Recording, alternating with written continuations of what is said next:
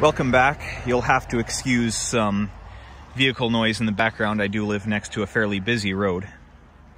So this is my new bike. It is a 2020 CFR250L. I'll show you here. I just got back from my first real ride on it. And we got 20 miles. And they've been pretty fun so far. As you can tell, it's very snowy out here, but the roads are clean, so I figured it's not a bad idea just to go for a quick ride. Bike handles really well, much different than my CB500F, as you could imagine, because this thing is like completely different in just about every way. This little 250cc or 249 and some change, not very powerful, as you can imagine. Only like 22, 24, a little over 20 horsepower. It's not going to get anything anywhere very quickly, but it should hopefully do it very reliably. I don't have any complaints about it, really. The seat, when I initially sat on it at the dealer, I thought it was terrible, but riding it around, it's actually, I think, pretty good. That said, the rides that I was doing, or I guess the ride that I was doing was not very long, probably 30 minutes tops. And I've heard from quite a few people that these Honda engines don't really need much break-in. They're already somewhat pre-broken in at the factory. I don't know how much truth there is to that. I haven't seen any official sources claiming that information as well. So I figure it's always best to play it safe with every engine to do a break-in. Honda recommends 600 miles. I'm probably going to do about a 300-mile break-in as far as the oil change.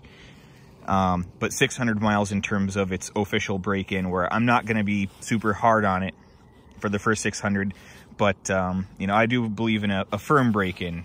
Don't be afraid to give it some throttle and some revs, but always keep it varied. The other thing I'm considering is, do I really need to do the valves at 600 miles? A part of me says no, because, again, these engines, like, I don't think I've heard of anybody opening up the valve train at 600 miles and having to do anything.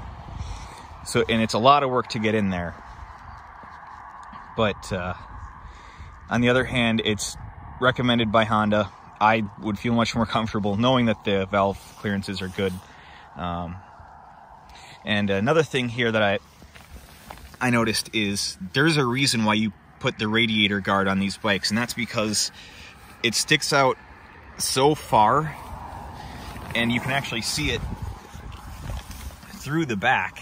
If you were to lean this bike over, if it was to crash on this side, it would crush that radiator completely. So a radiator guard is going to be on the list for upgrades on this bike very soon, as well as some hand guards, because it doesn't come with anything at all, and a skid plate eventually. I don't plan to go off-road with this thing until the weather warms up quite a bit, so I'm not going to worry about a skid plate yet.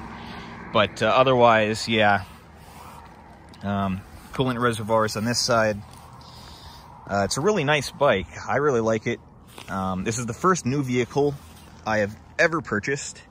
Everything else I've ever had has been used to some degree, some more than others. And yeah, I'm really enjoying this so far. So this is going to be another source of content on the channel from here on out, and I'm really excited for it. So, till next time, see ya.